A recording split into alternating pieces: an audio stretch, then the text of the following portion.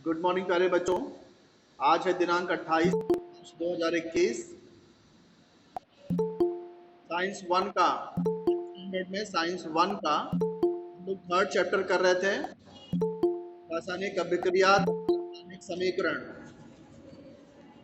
और कल के वीडियो में यानी कि पिछले वीडियो में मैं आपको ऑक्सीकरण समझा रहा था। ऑक्सीकरण और अपचयन ये सब मैंने समझा दिया आपको। बाद में क्षरण टॉपिक मैंने क्षरण क्या होता है। क्षरण देखो, कभी जंग लगती है ना, लोहे जैसे धातु है तो उसमें जंग लग जाती है, उसको ही लोहे का क्षरण बोलते हैं। तो जंग क्या हो, जंग होता कि कल हम लोग ने ये प्रयोग देखा था, मैंने आपको उसमें भेजा था ग्रुप में, आप लोगों ने निशान लगाया। कल मैंने ग्रुप में इसकी फोटो भेजा था कि कौन से खिले में ज्यादा तेजी से जंग लगेगा। देखा कि नहीं आप लोगों ने?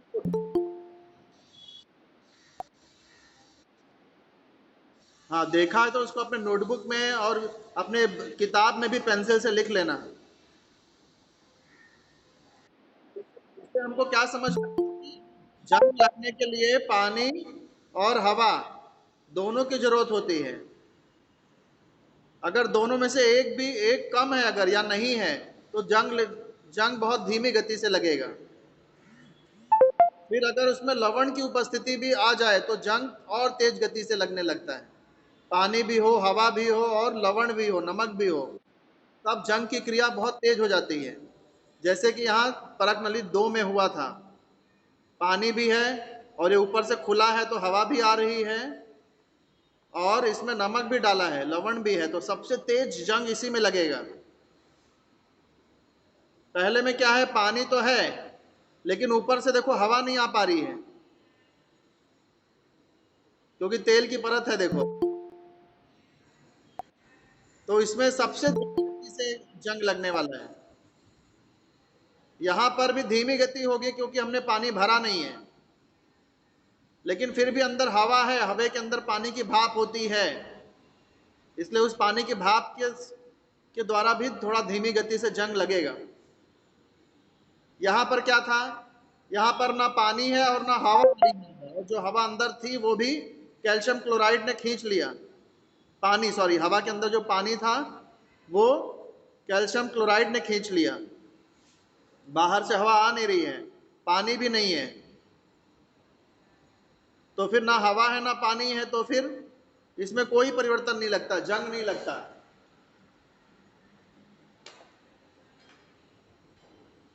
इसमें सिर्फ परख बची हुई हवा है, लेकिन उस हवा में कोई वाष्प नहीं है, जल वाष्प नहीं है, क्योंकि कैल्शियम क्लोराइड ने उसको सोख लिया है। तो यहाँ सिर्फ हवा है लेकिन पानी नहीं है, इसलिए जंग नहीं लगेगा। यहाँ हवा है और पानी की जलवाष्प भी है, इसलिए धीमी गति से जंग लगेगा। यहाँ पानी भी है, हवा भी है और नमक भी है, इसलिए सबसे तेज इसमें दूसरी परख नली में जंग लगेगा। तीसरी में पानी तो है लेकिन हवा नहीं आ रही है क्योंकि ऊपर तेल की परत है, तो इसलिए सबसे धीमी गति से जंग लगेगा इसमें। तो इससे क्या सीखने को मिला, जंग लगने के लिए पानी हवा दोनों की जरूरत होती है, और यदि लवण की उपस्थिति है तो जंग की क्रिया और तेज हो जाती है। जंग कहते हैं किसको है, धातु के, लोहे के पृष्ठभाग पर लाल भूरे रंग की ठोस परत जमा होती है, इसे ही जंग कहते हैं। इस जंग का रासायनिक सूत्र है Fe2O3.H2O। ये अंडरलाइन कर लो बेटा, ये सब जो मैंने अंडरलाइन किया है। परीक्षा में से ऐसे ही बीच में पूछा जाता है, बोर्ड एग्जाम में एक बार एक नंबर के लिए पूछा जा चुका है ये सवाल कि जंग का रासायनिक सूत्र लिखो। 1 मार्क्स के लिए आता है ये क्वेश्चन अक्सर। सुन रहे हो ना आप लोग मुझे? तो जंग का रासायनिक सूत्र आप लोग अंडरलाइन कर लो, लिख लो नोटबुक में और याद भी कर लो। अब हम लोग सीखेंगे कि जंग कैसे लगता है लोहे में।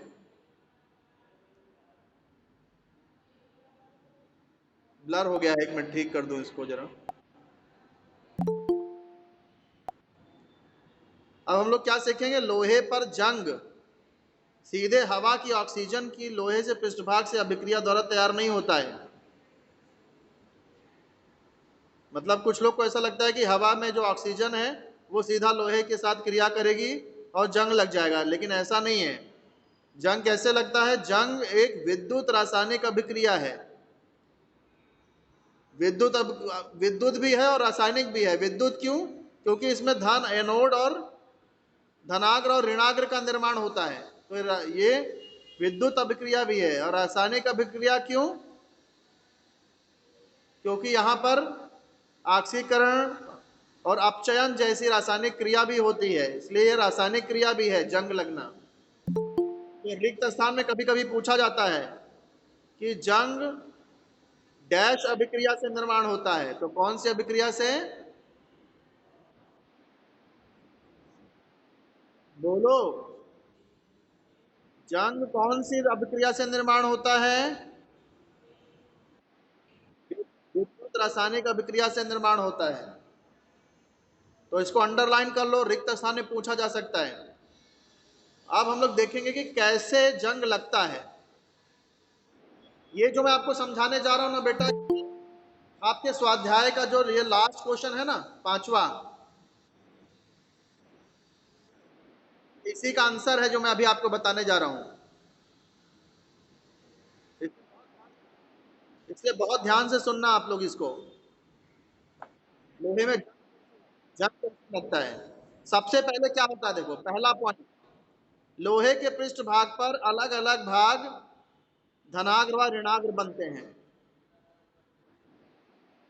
अब इस डायग्राम में देख लो, ये लोहा है, ये लोहा देखो, लोह देख रहा है, लोहा, ये ब्लैक कलर में जो है वो लोहा है।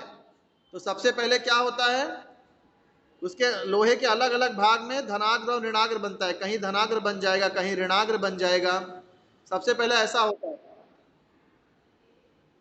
समझे कि नहीं? जंग लगते समय सबसे पहले लोहे के अलग अलग भाग में धनाग्र और ऋणाग्र का निर्माण होता है, पहला स्टेप। दूसरा स्टेप क्या है? धनाग्र भाग में एनोड के पास Fe का ऑक्सीकरण होकर Fe2+ का निर्माण होता है। Fe का ऑक्सीकरण होता है। ऑक्सीकरण मतलब इधर 2 इलेक्ट्रॉन इसने लूज कर दिया है। Fe जो है Fe2+ बन जाता है, कहां पे? धनाग्र में।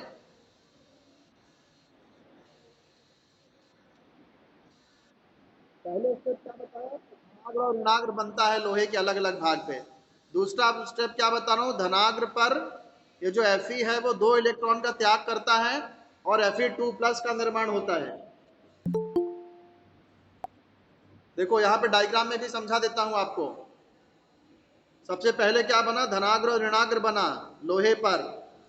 फिर धनाग्र पर क्या होता है? सबसे पहले ये जो Fe है, ये दिख रहा है कि आपको किताब में डायग्राम? ये जो Fe है वो क्या करता है? 2 इलेक्ट्रॉन का त्याग कर देता है और Fe2+ बन जाता है। समझे कि नहीं बेटा आप लोग? पहला स्टेप पहला स्टेप ऋणाग्र और धनाग्र बनता है। दूसरा, धनाग्र पर Fe 2 इलेक्ट्रॉन का त्याग करके Fe2+ बन जाता है।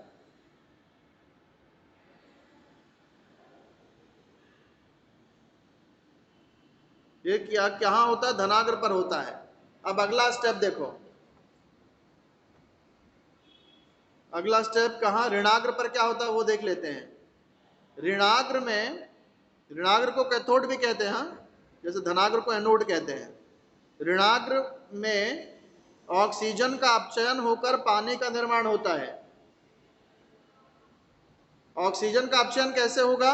उसमें हाइड्रोजन जुड़ जाता है, हाइड्रोजन, हाइड्रोजन का जुड़ना अपचयन कहलाता है ना।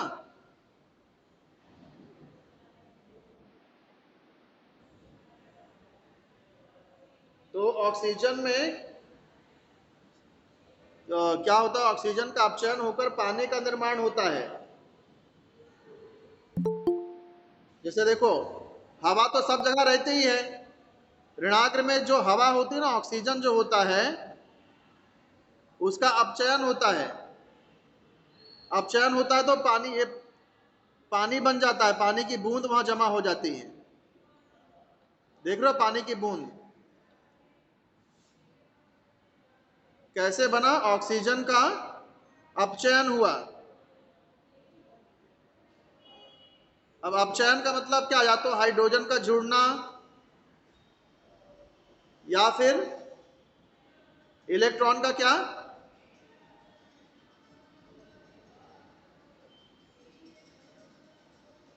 अपचयन मतलब इलेक्ट्रॉन का क्या होता है अपचयन में?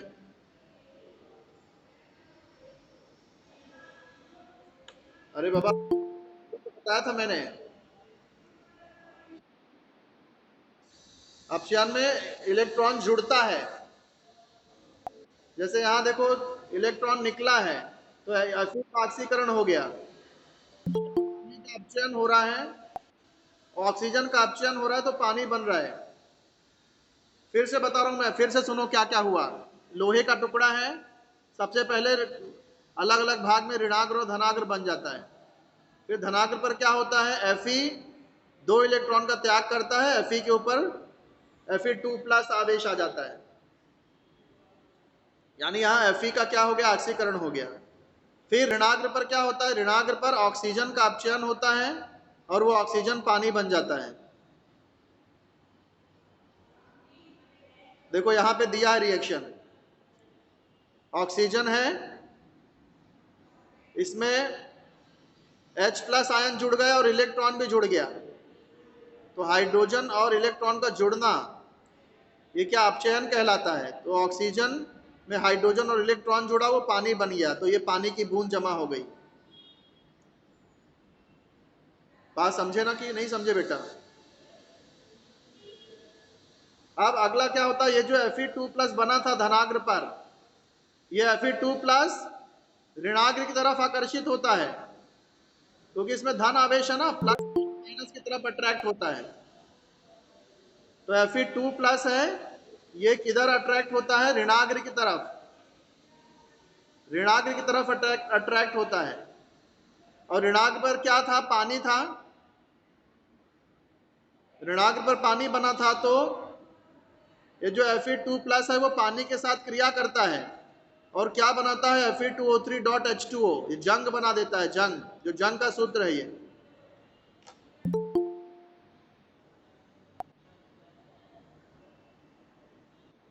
बेटा बात समझ में आई कि नहीं आई आपको? वही चीज देखो यहाँ पे किया है। सबसे पहले क्या बना? सबसे पहले धनाग्र और ऋणाग्र बना, धनाग्र और ऋणाग्र बनता है। फिर क्या होता है? धनाग्र पर Fe का ऑक्सीकरण होता है और वो Fe2+ बन जाता है। इस तरह से नीचे क्रिया दिया देखो, Fe में दो इलेक्ट्रॉन को त्याग हुआ, Fe2+ बन गया। ऋणाग्र में ऑक्सीजन का अपचयन होता है और पानी बनता है, तो ये उसकी भी क्रिया दी है देखो, ऑक्सीजन है, उसका अपचयन हुआ, पानी बन गया। फिर क्या होता है? ये जो Fe2+, ये जो Fe2+ बना था धनाग्र पर, ये धनाग्र से स्थानांतरित होता है। कहाँ आता है? ऋणाग्र की तरफ आता है। ऋणाग्र पर आने के साथ बाद ये पानी के साथ क्रिया करता है। पानी के साथ क्रिया करने के बाद इसका भी ऑक्सीकरण होता है, Fe3+ आयन बनता है। ये Fe3 आयन जो है, ये Fe3 आयन पानी के साथ क्रिया करके जंग का निर्माण करता है। ये देखो Fe3+ आयन पानी के साथ क्रिया किया और Fe2O3.H2O बना, जंग बन गया। इस तरह से जंग का निर्माण होता है। समझे कि वापस समझाऊं पूरा स्टेप?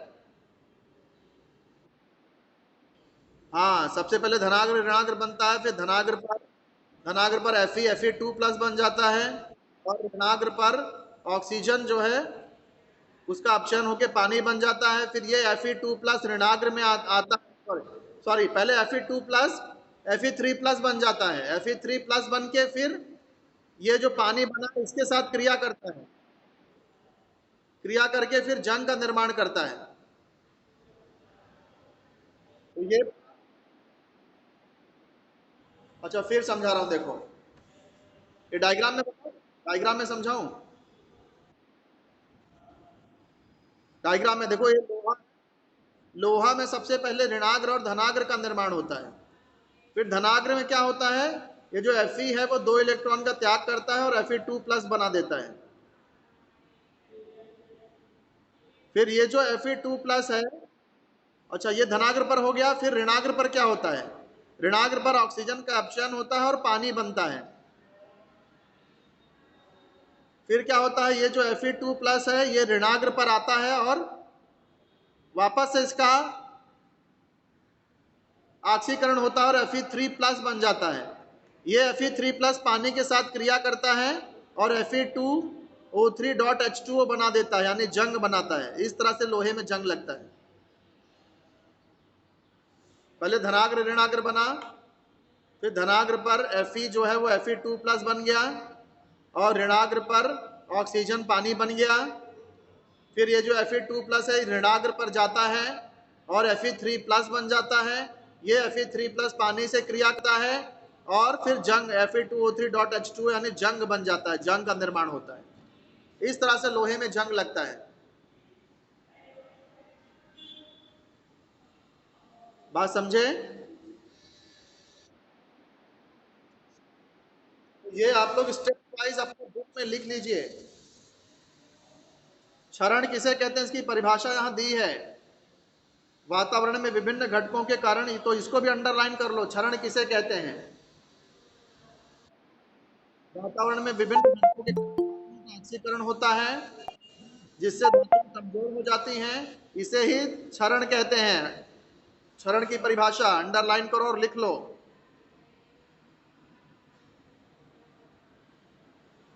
जैसे लोहे पर जंग लगता है, तो कैसे जंग लगता है, लोहे पर लाल भूरे रंग की परत जमा हो जाती है, तो इस तरह से लोहे पे जंग लगता है। और ये अत्यधिक गंभीर समस्या है। धातु का क्षरण होना एक गंभीर समस्या है। क्यों गंभीर समस्या है, क्योंकि लोहे की सरिया वगैरह से ही देखो सारे पुल और इमारतें बनती हैं। जो प्लेन वगैरह है अल्युमिनियम की बॉडी से, अल्युमिनियम की धातु से बनता है। तो यदि धातुओं का क्षरण होता है तो धातुएं कमजोर होती हैं, तो बिल्डिंगें, पुल, ये सब गिर जाते हैं। तो उसमें जो पैसे खर्च हुए हैं वो, उनका नुकसान हो जाता है और कई लोगों की जान भी चली जाती है। तो इसलिए क्षरण एक गंभीर समस्या है। कई बार ये प्रश्न पूछ सकते हैं, हाँ, कि क्षरण गंभीर समस्या क्यों है, क्षरण को रोकना क्यों जरूरी है।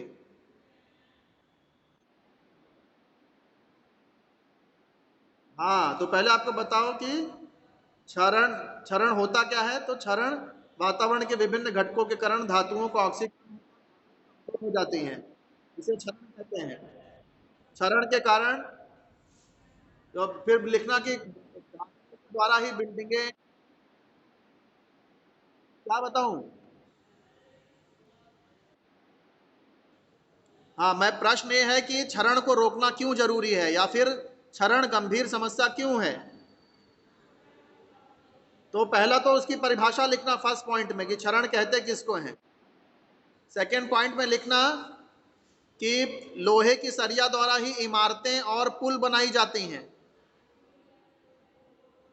और यदि इनका क्षरण होगा तो ये सरिया कमजोर हो जाते हैं और इमारतें और पुल गिर जाते हैं, जिससे भारी मात्रा में जान माल की हानि होती है। इसलिए क्षरण एक गंभीर समस्या है और इसे रोकना जरूरी है।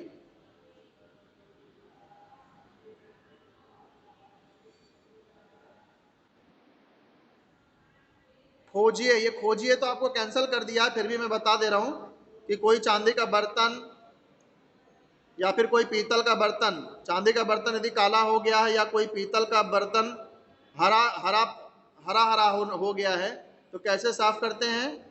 खाने वाला सोडा, सिरका और नींबू का मिश्रण, खाने वाला सोडा, सिरका और नींबू, इसका मिश्रण बना के साफ करेंगे तो साफ हो जाता है वो।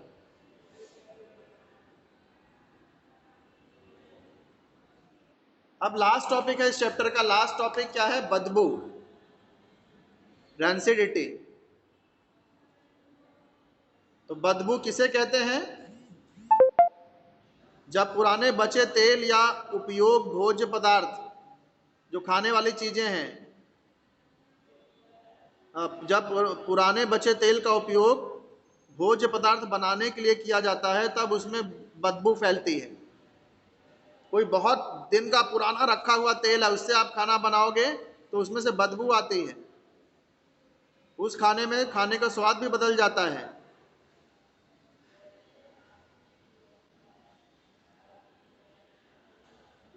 इसी को बदबू कहते हैं। ऐसा क्यों होता है? क्योंकि जो तेल या घी बहुत समय तक रखा जाता है उसका ऑक्सीकरण होता है, इसलिए वो बदबूदार हो जाता है। हाँ, समझे? तो पहली पहली तो बदबू किसे कहते हैं वो परिभाषा लिखो, कि बहुत पुराने बचे तेल का उपयोग जब भोजन बनाने के लिए किया जाता है तो उससे बदबू फैलती है ना, इसे ही बदबू कहते हैं। पुराने बचे तेल से भोज्य पदार्थ बनाते हैं तो एक गंध निकलती है, वो बदबू कहलाती है। उस तेल से बचे बने खाना कैसा होता है? उस तेल से जो खाना बनाया जाता है उसका स्वाद बदल जाता है। हाँ, नहीं खराब लगता है, गंदा स्वाद आता है, तबीयत भी खराब हो सकती है। राइट, सही। और ऐसा होता क्यों है? तेल ऐसा क्यों हो जाता है? क्योंकि तेल या घी जो भी है उसका ऑक्सीकरण होता है, इसलिए वो बदबूदार हो जाता है। तो प्रश्न पूछ सकते हैं ये कि बदबू किसे कहते हैं, या और पुराने तेल से खाना बनाने पर खाने पे क्या असर पड़ता है। फिर एक प्रश्न है कि खाना बदबूदार क्यों हो जाता है? पुराने तेल से खाना बनाने पर खाना बदबूदार क्यों हो जाता है? तो उसका उत्तर है कि उसका ऑक्सीकरण हो जाता है।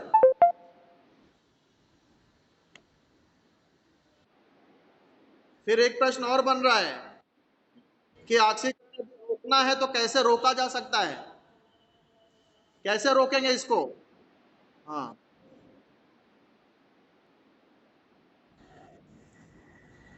इसका देखो, इसका ये है, अगर देखो तेल का ऑक्सीकरण यदि हम रोक दें, तेल में अगर ऑक्सीजन मिलने से रोका जाए तो ऑक्सीकरण नहीं होगा, खराब नहीं होगा। देखो तेल खराब क्यों हो रहा है? क्योंकि उसका ऑक्सीकरण हो रहा है। वो हवा की ऑक्सीजन उसमें मिक्स हो जा रही है, हवा की ऑक्सीजन के साथ रासायनिक क्रिया हो रही है, इसलिए वो खराब हो रहा है। लेकिन उसी तेल को यदि हम लोग एकदम सील पैक डब्बे में रख दें, हवा बंद डिब्बे में रख दें, तो खराब होगा क्या वो तेल? या फिर कोई ऑक्सीकारक अवरोधक अवरोधक लगा दें, कोई ऐसा पदार्थ डाल दें जो ऑक्सीजन को घुसने ही ना दे डब्बे में, तभी भी ऑक्सीजन तेल एक ऑक्सीकरण नहीं होगा, और इसलिए वो बदबू, उसमें से बदबू नहीं आएगी, फिर खराब नहीं होगा वो तेल। तो तेल को खराब होने से रोकने के लिए दो उपाय दिया, देखो दो उपाय। पहला तो या तो ऑक्सीकारक अवरोधक का उपयोग करो जो ऑक्सीकरण से रोकने का काम करता है, और दूसरा उपाय है हवा बंद डिब्बे में खाने की चीजों को रखो। हाँ, तो ऑक्सीकरण की क्रिया बहुत धीमी हो जाएगी, जल्दी खराब नहीं होगा। खराब तो होगा क्योंकि बहुत देर तक किसी जगह को हम लोग हवा से रोक नहीं सकते, थोड़ी बहुत हवा जाती ही है, तो धीरे होगा, ऑक्सीकरण होगा लेकिन बहुत धीमी गति से होगा। तो इसमें क्या क्या प्रश्न बन रहा है? बदबू किसे कहते हैं, फिर पुराने तेल से खाना बनाने पर क्या होता है, उसके बाद क्या, ये सब क्वेश्चन आप लोग लिखो बेटा, और इसका उत्तर भी लिखो। इसके बाद में देखो ये इसके क्वेश्चन आंसर स्वाध्याय के उत्तर मैंने लिखे हैं, वो आपको लिख लेना, ऊपर इसमें से चुन के उत्तर लिखना है। लोहे के पत्रे पर जंग ना लगे इसलिए उस पर जस्ता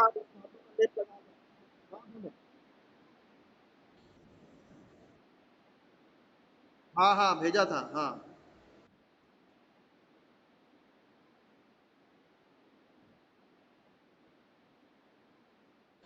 पहले में था सबसे तेज, धीमी गति से जंग लगता है पहले वाले में, सबसे स्लो। दूसरे वाले में था सबसे तेज। तीसरे वाले में धीमी गति से, मीडियम। ना बहुत तेज ना बहुत धीमा, मीडियम रहता है तीसरे में। और चौथे में कोई परिवर्तन नहीं होता।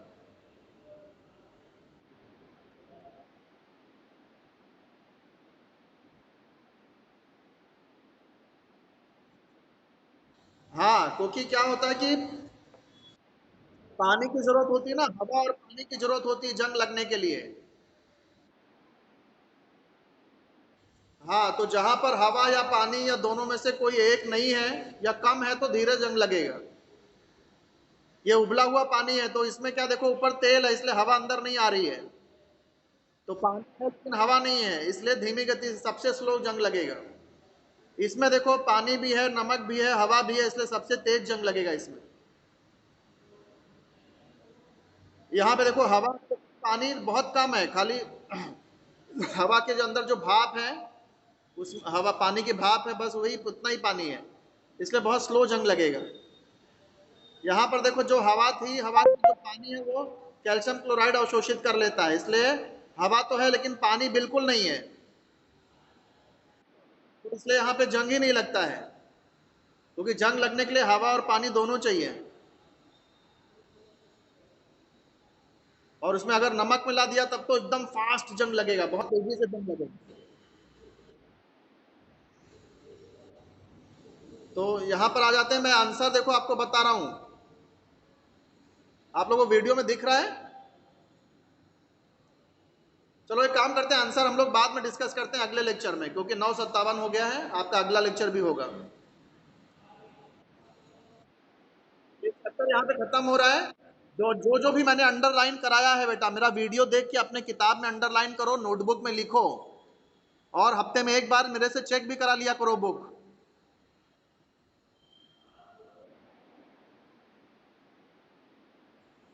आ जाया करो बेटा।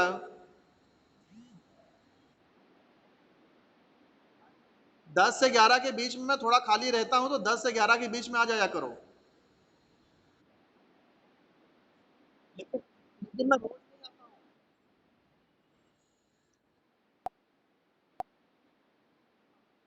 दिया है वो कर लेना, हो जाइए। ओके, बाय बेटा, बाय।